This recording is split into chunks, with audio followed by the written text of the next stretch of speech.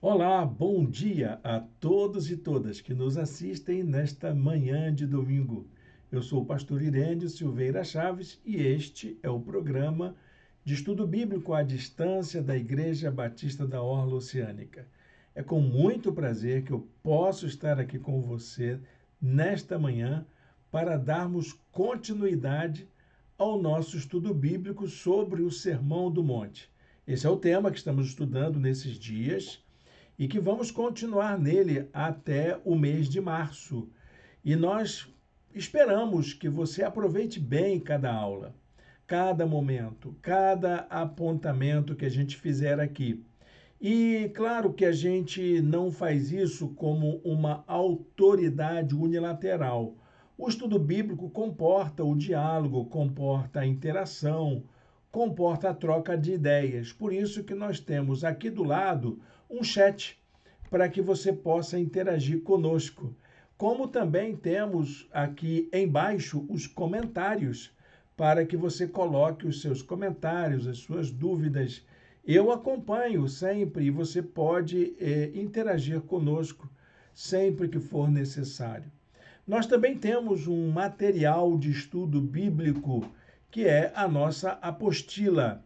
Ela é gratuita e está disponível em nossos blogs. O endereço deles também está aqui embaixo na descrição do vídeo. Você pode acessar, baixar e fazer bom proveito dela, porque ela foi preparada com muito carinho para que você possa estudar a Bíblia com recursos. Essa apostila é feita com base em análise exegética, histórica, crítica, com base, inclusive, na nossa bagagem de conhecimento ao longo de mais de 40 anos de estudo bíblico que eu tenho me dedicado. Então, vamos para essa jornada. Eu conto com você, conto com o seu apoio, conto com a sua colaboração. No mais, eu quero só pedir três coisas para você. A primeira é que você siga a gente no YouTube. Se inscreva no canal da igreja, no meu canal pessoal. A segunda é que você curta essa transmissão. Essa transmissão, ela não tem custo nenhum para ninguém, ela é gratuita. E o YouTube precisa entender que é um estudo que é relevante. Então, curta e faz a gente ganhar essa projeção dentro da concepção do YouTube. E também compartilhe esse link com os seus amigos, com seus familiares. Será importante para nós. Mande por rede social, mande pelo WhatsApp, pelo Facebook, para que todos possam assistir a essa aula e também aprenderem um pouco mais sobre o Sermão do Monte. Nós hoje vamos ter uma aula muito especial sobre o Sermão do Monte. Vamos falar um pouco sobre a questão da espiritualidade, que é um assunto palpitante para nós. Eu vou colocar aqui na nossa tela a apresentação da nossa aula de hoje. Sempre fazemos isso. Sempre temos o texto escrito, sempre temos os chats e os canais de comunicação e sempre temos também a apresentação. Você pode acessar aqui esse conteúdo que está em consonância com aquilo que você encontra na apostila. Está aqui a nossa apresentação.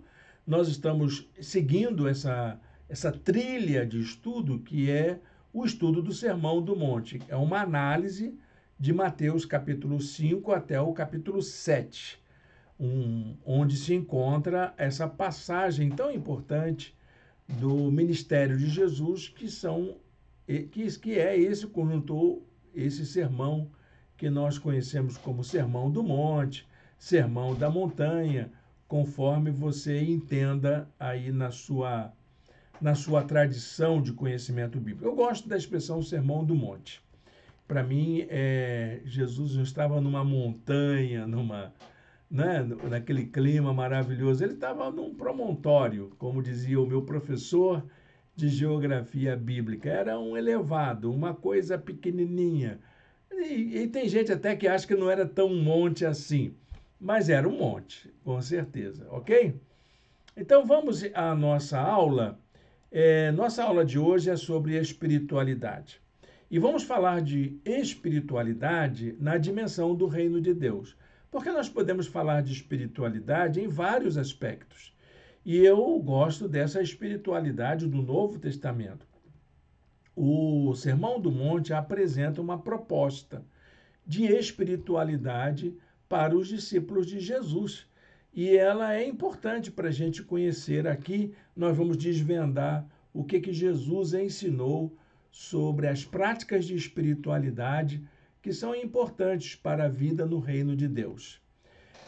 O texto que nós escolhemos para nós meditarmos diz: E seu pai, que vê o que é feito em secreto, o recompensará. Nessa tradução da NVI é o que é feito em segredo. Que não é segredo, né? Você faz de forma reservada, você faz de forma particular, pessoal. E acho que essa seria a melhor tradução à questão do seu íntimo, daquilo que é da sua particularidade, aquilo só você e Deus interessa. E é importante ver como Jesus valoriza essa prática da interioridade, da subjetividade, da relação interna, da questão da presença de Deus na nossa vida. Por isso que eu coloquei uma frase aqui, que eu acho que dá para a gente pensar. Essa frase foi elaborada por mim depois da gente estudar as questões que estão tratadas nesta lição. Jesus não chamou seus discípulos para uma nova religião, mas para um novo sentido da prática de espiritualidade. Vamos entender o que eu quis dizer com isso. Em primeiro lugar, Jesus não chamou ninguém para viver uma nova religião. Ele não criou uma religião. Jesus era judeu e ele praticava a religião judaica. E seus discípulos também estavam inseridos nos costumes judaicos. E Jesus não propôs uma nova religião, uma mudança de religião. Ele apresentou uma nova maneira de viver a fé diante das circunstâncias da vida. Uma segunda coisa importante que essa frase nos lembra é que a prática de espiritualidade, ela tem um valor para a vida. Nós não fomos chamados por Jesus para sermos religiosos, mas para termos uma relação em que o Espírito de Deus se torna presente na nossa vida. Isso a gente vai ver hoje aqui. Olha que coisa importante. Mas a terceira coisa que eu queria chamar a atenção com essa frase é que essa relação de espiritualidade, ela é a que conta na nossa experiência de Deus. Não é o seu compromisso com a sua religião. Eu não quero que você abra mão da sua religião, principalmente se você é da nossa igreja, não é? Eu não quero que você abra mão da sua religiosidade, mas eu quero que você coloque a espiritualidade acima das exigências da sua religiosidade. Há pessoas que querem ser mais religiosas do que Deus. E nessa ânsia de ser religioso demais, deixa muitas coisas do sentimento de Deus, do amor de Deus, do coração de Deus do lado de fora. Eu não quero isso para a gente, tá bom? Não quero que você deixe de ser uma pessoa religiosa, mas também não quero que você coloque a sua religião acima da sua espiritualidade. Tá bom, gente? Vamos então para a aula.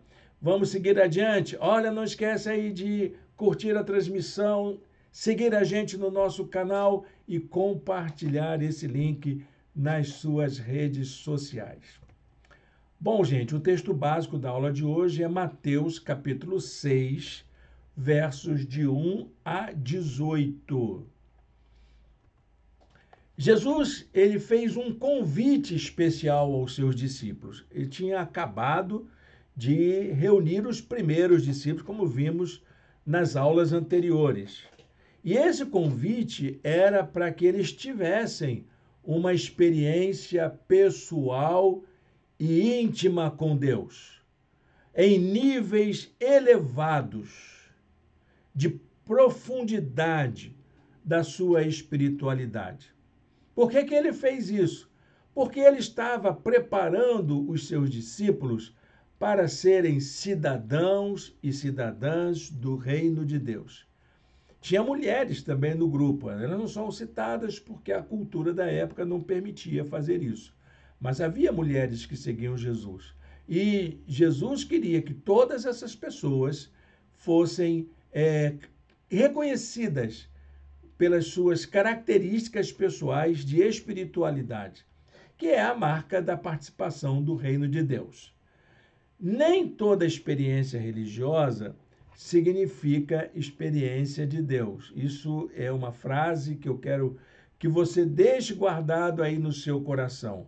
Porque o que Jesus queria não é que as pessoas seguissem uma religião propriamente, mas que seguissem uma busca da experiência de Deus para dentro da sua vida. Jesus não enfatizou aspectos da sua religião, nem da religião cristã que veio ao longo dos seus ensinamentos, como desdobramento dos seus ensinamentos.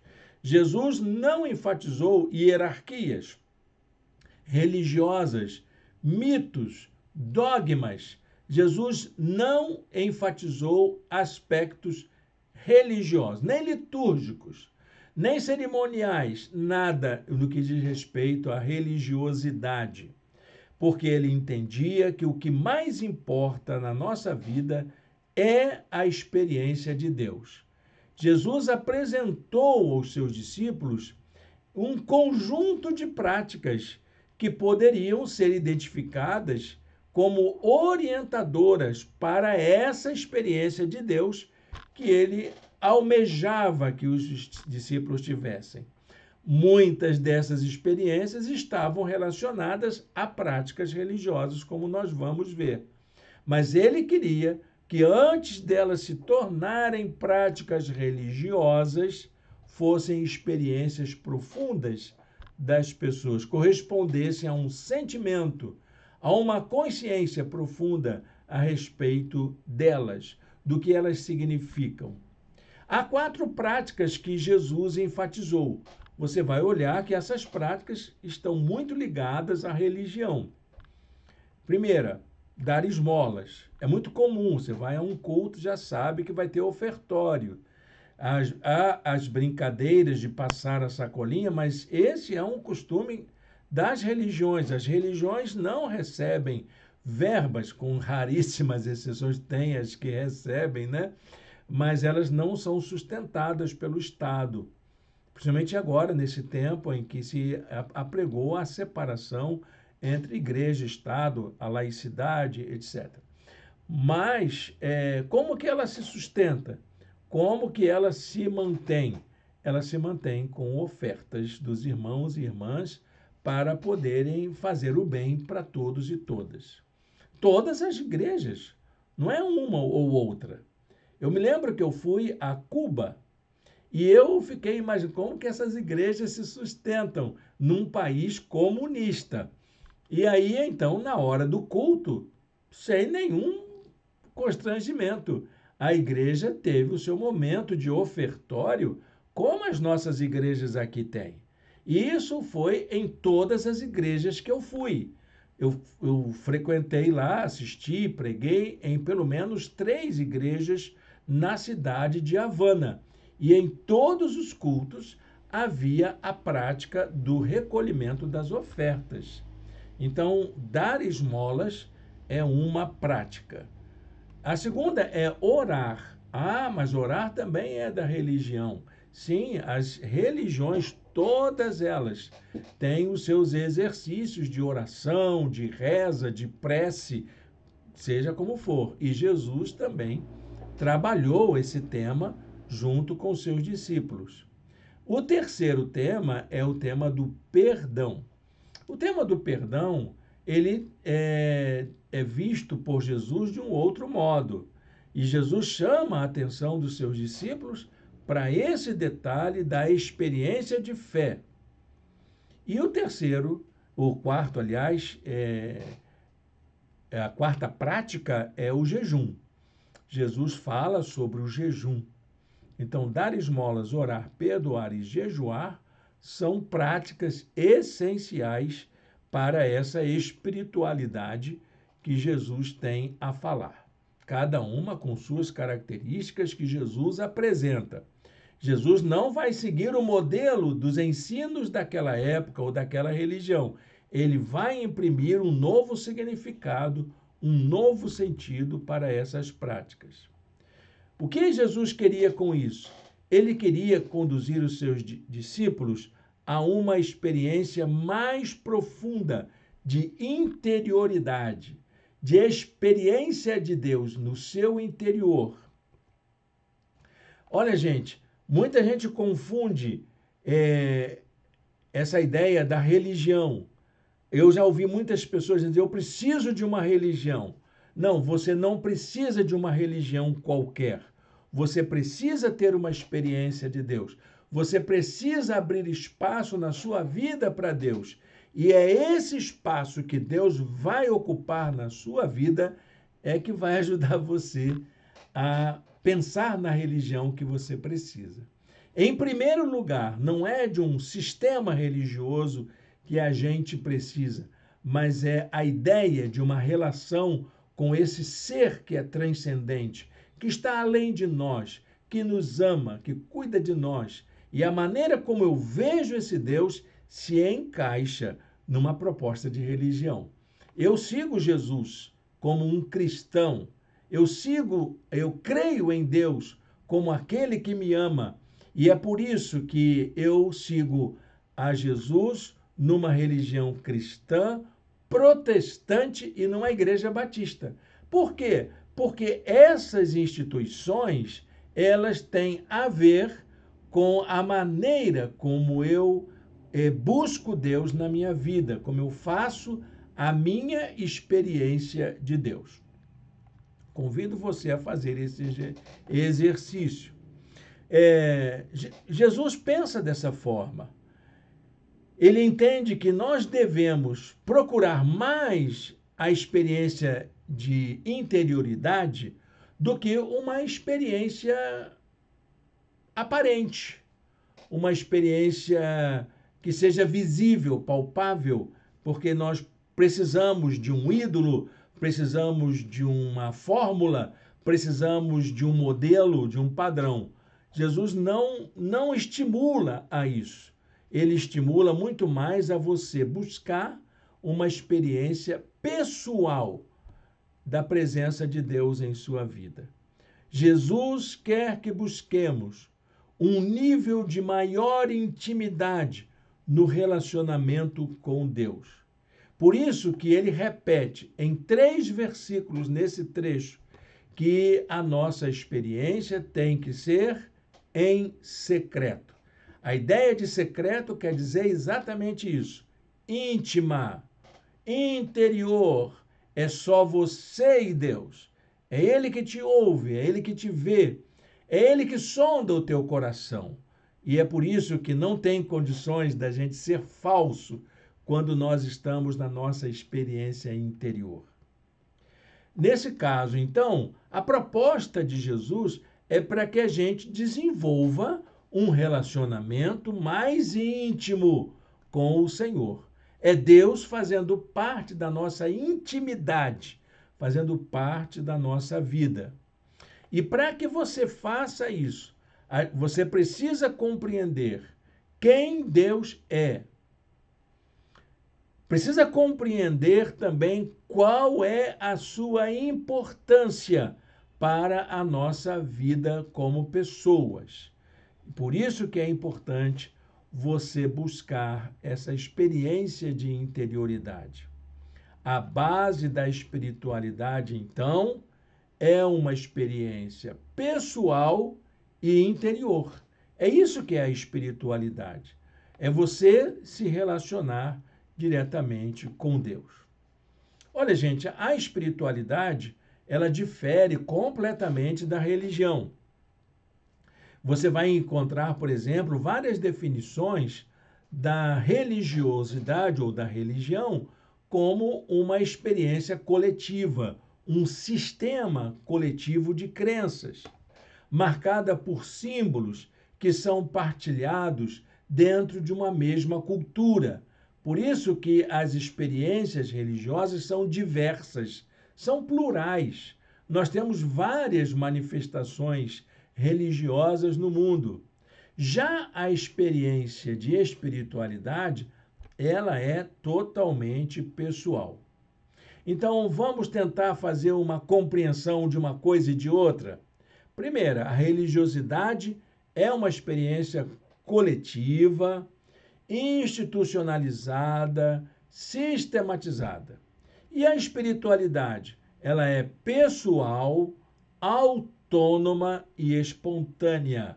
Você precisa querer, desejar fazer aquela experiência de Deus na sua vida. Então, a gente trazendo isso para uma concepção mais linguística, a gente tem que falar que a espiritualidade é uma atividade do espírito. A palavra espírito quer dizer exatamente isso, sopro, vento, e diz respeito a essa subjetividade humana, essa coisa que somos nós, dominados pela consciência e pelo pensamento. A espiritualidade tem mais a ver com isso. E quando a gente leva essa questão da espiritualidade para dentro da Bíblia, nós vamos ter que entender que essa espiritualidade, ela não acontece somente por um exercício único, unívoco, de uma só direção do nosso espírito, mas é o nosso espírito em sintonia com o Espírito de Deus. Espiritualidade é vida experimentada na força do Espírito Santo. Então, é o seu pensamento, o seu coração, o seu sentimento, a sua consciência ligada a esse coração de Deus, a ação do Espírito Santo na sua vida. Bacana isso, né? Isso é espiritualidade de fato. O que Jesus fez realmente com essa escolha desses elementos da religião para dentro da espiritualidade foi ressignificar essas práticas, que elas estejam ligadas a uma experiência mais profunda de Deus. Então, se você vai dar a sua esmola, que isso seja expressão da sua espiritualidade. Se você vai orar, que isso seja uma expressão da sua espiritualidade. Se você vai perdoar alguém, que isso seja uma experiência da sua espiritualidade. E se você vai jejuar, que isso também tenha relação com a sua experiência de espiritualidade. Vamos ver cada uma dessas práticas. Eu vou pontuar cada uma delas aqui e vou dar a elas o sentido que eu entendo que Jesus aplicou a cada uma dessas práticas. Vamos falar, em primeiro lugar, sobre o ato de dar oferta ou dar esmola. A palavra oferta, esmola, quer dizer exatamente a mesma coisa. Exatamente porque é uma quantia tão pequena que a gente dá, acaba sendo uma esmola mesmo. E muita gente faz isso na igreja e acha que a igreja vive de pouco, mas ok, não tem problema. Também não tem por que dar muito, né? Mas dá na medida da sua fé. Em primeiro lugar, se você vai falar de contribuição, de sustento, seja justo e generoso. Anota aí esse subtítulo da nossa lição, seja justo e generoso. Jesus alertou os seus discípulos para que não fizessem de suas práticas de justiça e de seus atos de bondade um motivo de orgulho e vaidade. Então, a gente está falando de práticas de justiça e atos de bondade. O que é isso? O judeu era orientado a dar esmola para ajudar os pobres. Ele tinha que dar cerca de 30%, o judeu fiel, né? 30% de sua renda para ajudar os mais pobres. Veja, se reclama de imposto de renda aí, né? Que é 27% para os que ganham muito, e hoje já está alterando aí para quem ganha menos, mas o judeu ele tinha esse negócio, ele tinha que dar 30% para ajudar os mais pobres. Ah, de onde você tirou isso, Nito? Isso é de um livro famoso de um autor chamado Joaquim Jeremias sobre o ambiente do Novo Testamento. Ele faz uma análise muito interessante. Dá uma examinada lá antes de você me criticar por causa disso, tá bom? Vamos adiante. Jesus diz assim: tenham cuidado de não praticar suas obras de justiça diante dos outros para serem vistos por eles. Se fizerem isso, vocês não terão nenhuma recompensa do Pai Celestial. Portanto, quando você der esmola, não anuncie isso com trombetas. Tá vendo? Eu dei essa oferta para a igreja, eu ajudei fulano, eu comprei uma casa para Beltrano. Não faça trombeta disso. Seja justo, claro. Se você pode ajudar, amém, graças a Deus, porque você tem consciência do seu dever, mas você não precisa fazer disso o seu cartão postal, a sua plataforma eleitoral. Não é disso que o Senhor espera de você. Ninguém quer saber o quanto você é religioso, bonzinho. Ninguém quer saber isso. Ninguém está interessado nos seus atos de bondade, porque isso, para o judeu, era um dever. Você deu, ok, não fez mais do que a sua obrigação. Sabe o que todos querem saber? É o quanto você é sincero em seu compromisso de fé. Se você é uma pessoa que tem temor de Deus, você não vai ter dificuldade nenhuma de tirar um valor do seu sustento para ajudar sua igreja, para ajudar os mais pobres, para poder contribuir com aquelas pessoas que necessitam, com o reino de Deus. Isso é fato. Se você é uma pessoa sincera, justa, generosa, uma pessoa cristã, tem compromisso de fé com aquilo que você crê, isso não vai ser problema para você.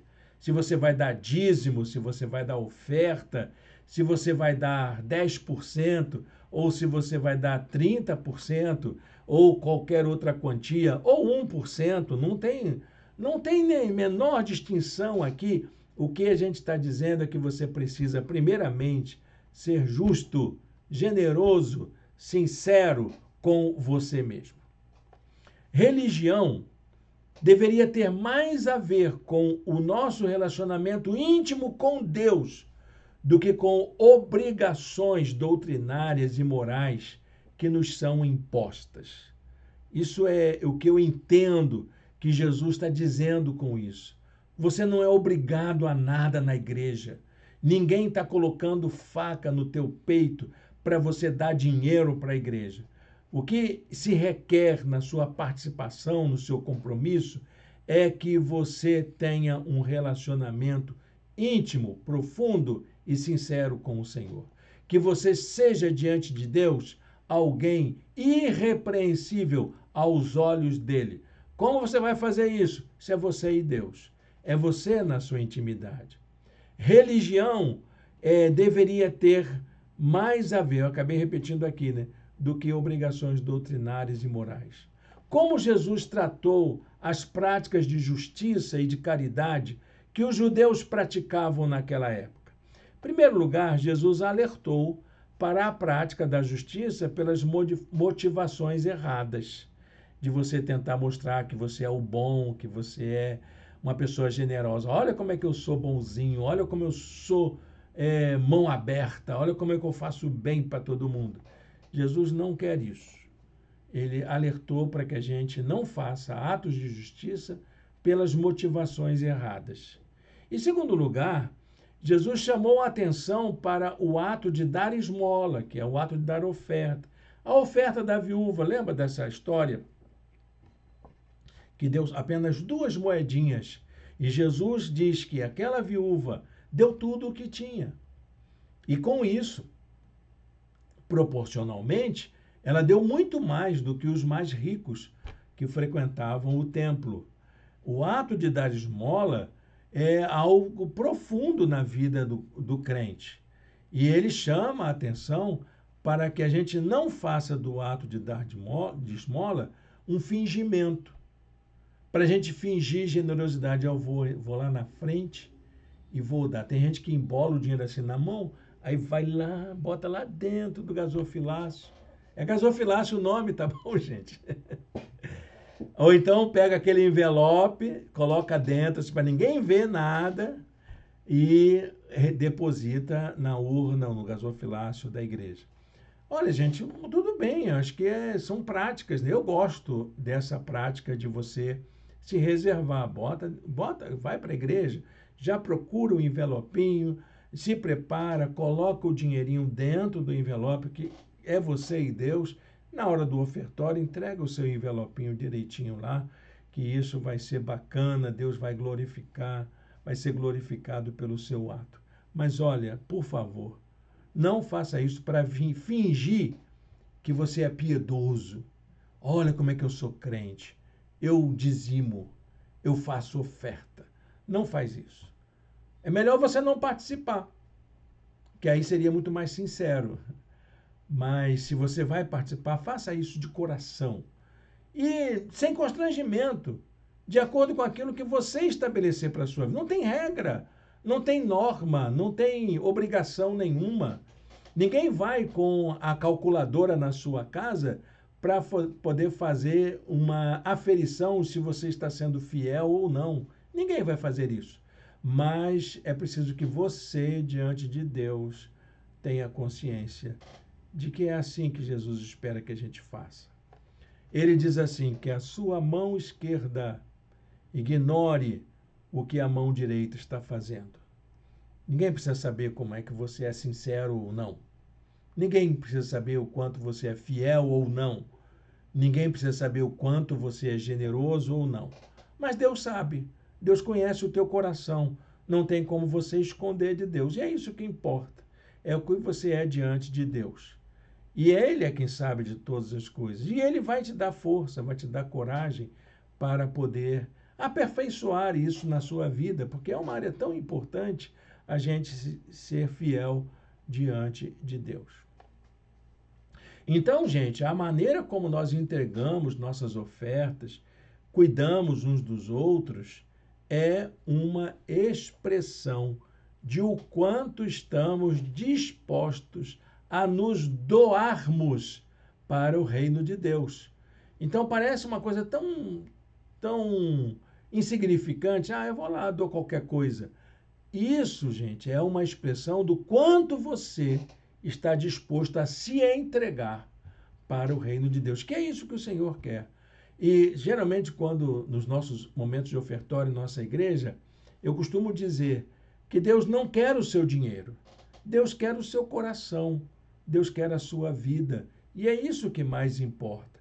Quando você entrega a sua oferta, você está dizendo para Deus, não para a igreja, o quanto você está disposto a dar a sua vida para o serviço do reino. Então, o critério de Jesus é a atitude íntima, a atitude em secreto. Na sua relação com Deus e com o próximo, é preciso que a gente se preocupe mais com questões como a esperança, como a fé, a confiança em Deus, do que com essas práticas religiosas que nos são impostas. Jesus está dizendo exatamente isso para os seus discípulos. Então ele completa: e seu Pai, que vê o que é feito em segredo, o recompensará. Vai abençoar a sua vida. Você não vai ser abençoado porque deu, mas porque você fez algo de doação de si, como algo que é seu e somente diante de Deus. E Ele vai te recompensar por isso. A segunda prática é a prática da oração. E a prática da oração, ela é uma prática que vai chamar mais a atenção aqui, porque Jesus falou de dois modos. O primeiro modo é sobre o sentido da oração. O segundo modo é o modelo de oração que ele deixou. Então, eu vou me dedicar aqui primeiro ao sentido da oração. Por que a gente ora? A gente ora para buscar uma experiência de Deus mais significativa. É por isso que a gente deve orar. Ah, eu oro para pedir. Ok, não tem problema nenhum. Mas você já buscou a experiência de Deus de uma forma mais significativa em oração? Porque é isso que Jesus quer que a gente faça. Jesus deseja que sejamos autênticos diante dele. Ele não quer uma pessoa que vá na frente dele só para pedir, mas também para reconhecer que precisa de Jesus em outras áreas, que reconhece a soberania de Jesus, que sabe o valor daquele momento de estar diante de Deus. Uma das expressões dessa autenticidade é a oração. A oração é a nossa maneira de estar na presença de Deus. E olha, gente, não há outro jeito de orar a Deus a não ser sendo você mesmo, sem fingimentos, porque ele te conhece, ele me conhece, ele sabe quem nós somos. Jesus compara essa oração autêntica com aquela oração que é feita pelos judeus de uma forma hipócrita, que ele chama de hipócrita mesmo. Ele diz assim: e quando vocês orarem, não seja como os hipócritas. Não fiquem sempre repetindo a mesma coisa, como fazem os pagãos. Então, tem dois modelos de oração aqui. A oração que é feita pelos gentios, os pagãos, e a oração que é feita pelos fariseus, os hipócritas. Então, você não tem que seguir esses modelos de oração. Você tem que ser você mesmo. Jesus não quer que sejamos imitadores de modelos.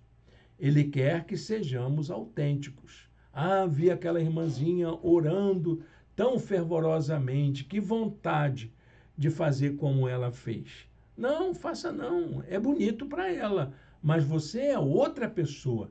E quando você estiver a sós com Deus, é do seu jeito, não do jeito dos outros. Como deve ser a oração autêntica? Olha o que Jesus diz. Primeiro, como uma experiência individual e secreta. É você e Deus.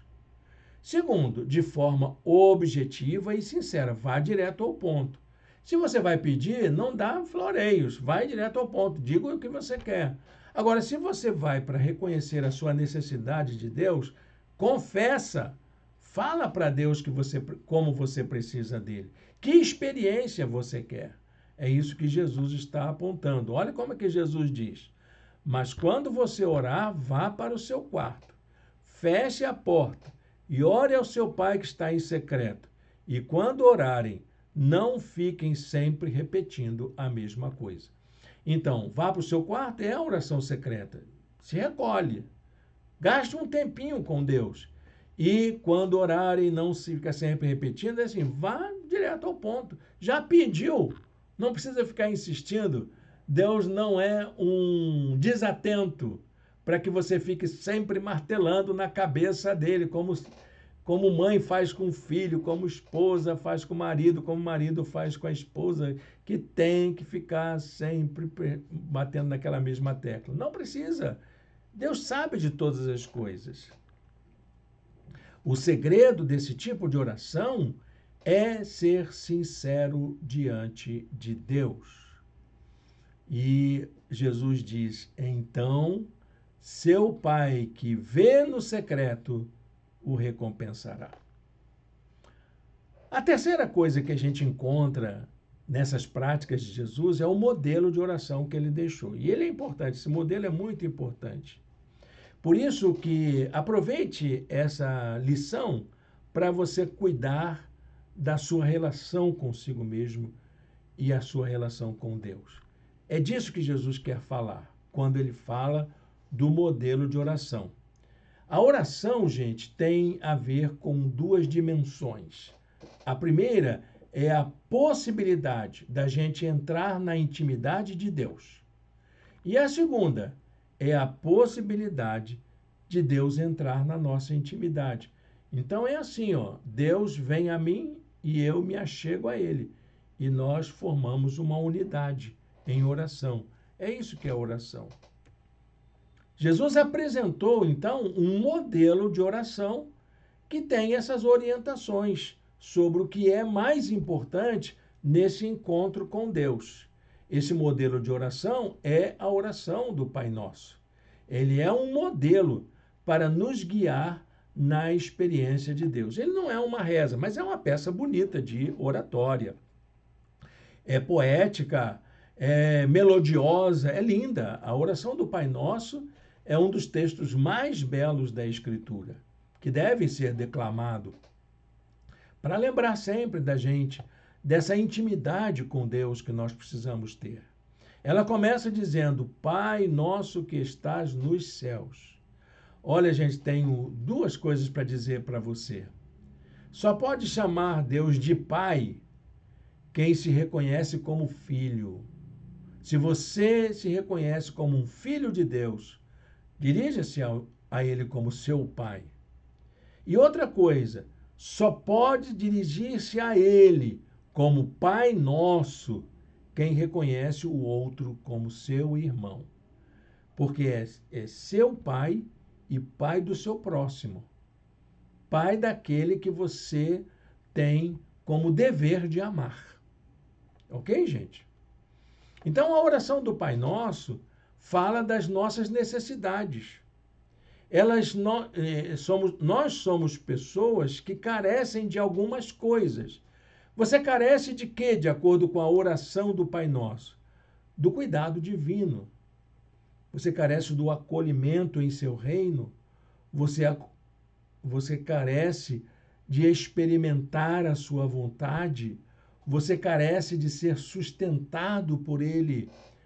Você carece de ser perdoado de seus pecados.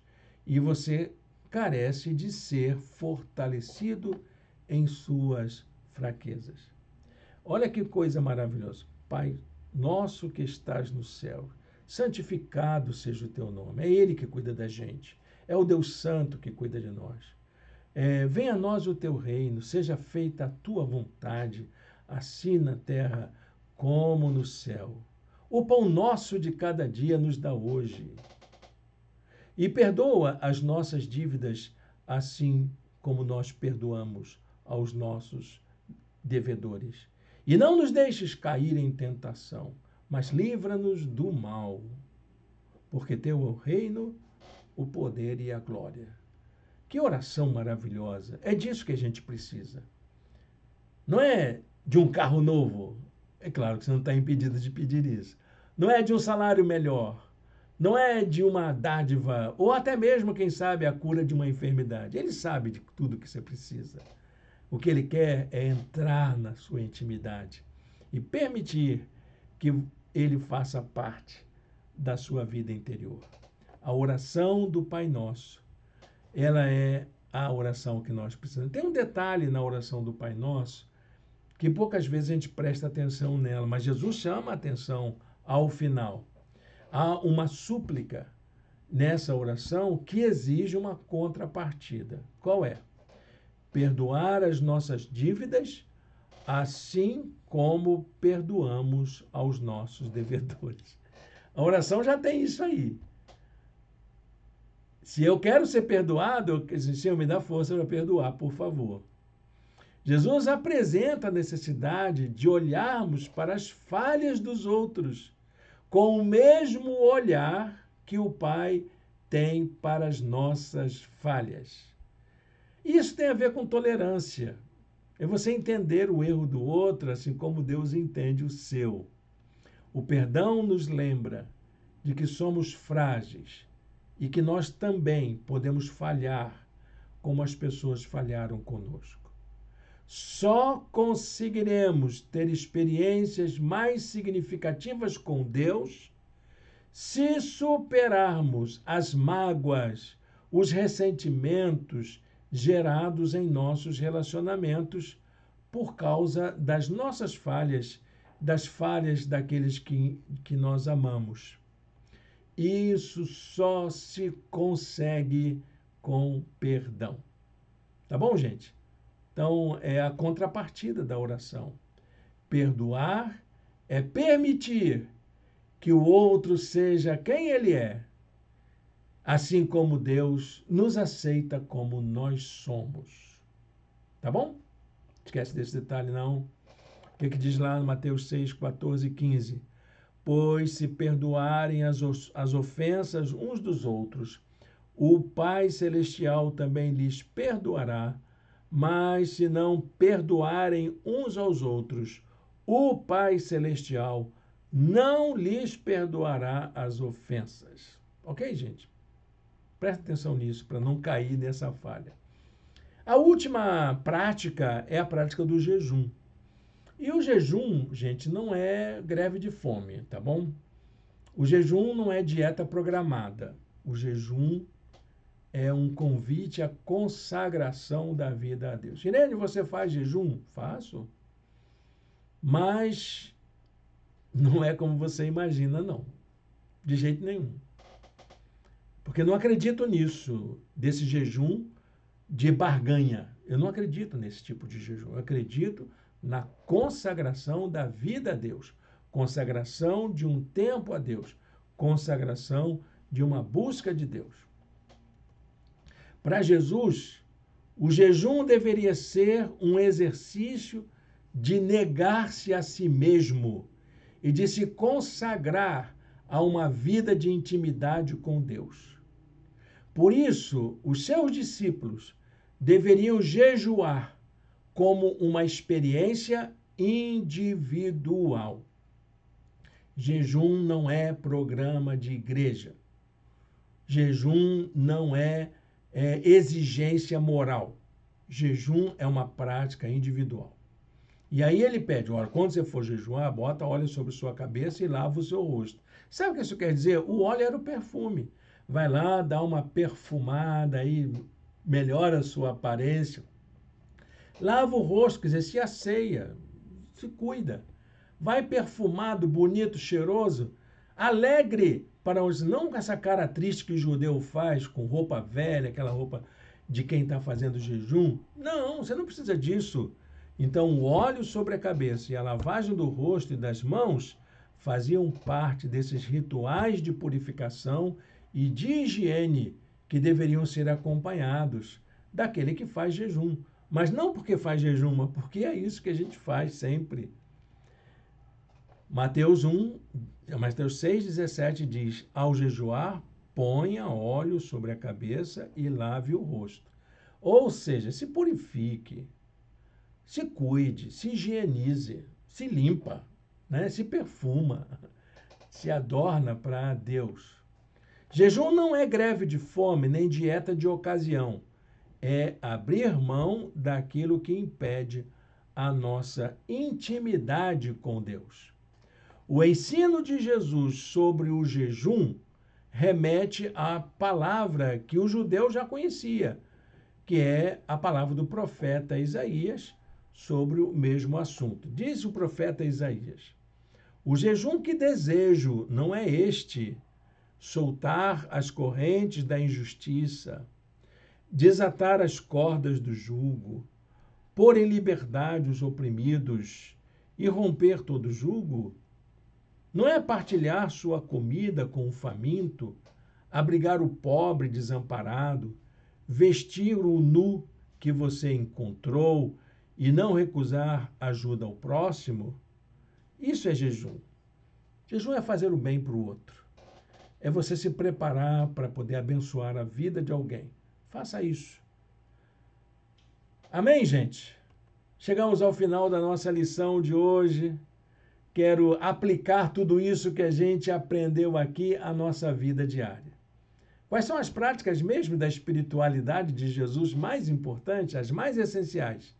Entregar a sua oferta, fazer as suas orações, perdoar e jejuar. Isso é você e Deus. Não é dogma, não é regra de igreja, não exige, não é lei moral. É você e Deus. E isso demonstra o quanto você está disposto a colocar a sua vida a serviço do reino de Deus. Um texto que eu preparei sobre a lição na vida. Jesus nos convida a sermos pessoas que têm experiências profundas com Deus. Não uma só, mas permanentemente. O salmista pergunta também sobre isso. E a pergunta dele é sobre quem consegue chegar a lugares mais altos em sua experiência de Deus. E ele responde. E eu quero que você seja uma dessas pessoas que faz essa experiência, que vivencia uma busca de Deus mais significativa em sua vida. Diz o salmista: quem poderá subir o monte do Senhor? Quem poderá entrar no seu santo lugar? Aí ele responde: aquele que tem as mãos limpas e o coração puro, que não recorre aos ídolos, nem jura por deuses falsos. Ele receberá bênçãos do Senhor, e Deus, o seu Salvador, lhe fará justiça. São assim aqueles que o buscam, que buscam a tua face, ó Deus de Jacó. Amém? Olha, gente, que palavra bonita, não é? Que coisa boa a gente poder estudar a palavra de Deus e saber que isso tem tudo a ver com a nossa vida com o Senhor. Vamos orar? Vamos pedir a Deus que Ele nos fortaleça para que a gente coloque em prática essas lições? Feche seus olhos, fale com Deus agora. Senhor Deus e eterno Pai, muito obrigado por esta lição. Nos ajuda, ó Deus, a termos práticas de espiritualidade que façam bem para a nossa vida, que demonstrem a nossa disposição de uma experiência íntima com o Senhor, que se reflita na nossa conduta como cidadãos do Teu reino. Dá-nos a Tua bênção e a Tua direção, em nome de Jesus. Amém. Bem, meu irmão, minha irmã, estamos chegando assim ao final da nossa aula de hoje. Quero agradecer a sua companhia aqui e desejar a você um domingo de paz e de alegria na presença do Senhor. Logo mais às 18h30, teremos a transmissão da mensagem no nosso canal no YouTube. Você pode acessar. Nossa reunião hoje será virtual. Nosso culto será online. E você reúne aí as pessoas na sua casa, no seu local de trabalho, para ouvir a mensagem. E aproveitem para orarem juntos. Se quiserem cantar, podem cantar também. Se quiserem também fazer momentos de confraternização, podem fazer, porque é isso tudo que acontece na nossa igreja quando estamos juntos. Desejo a você um bom domingo na presença do Senhor.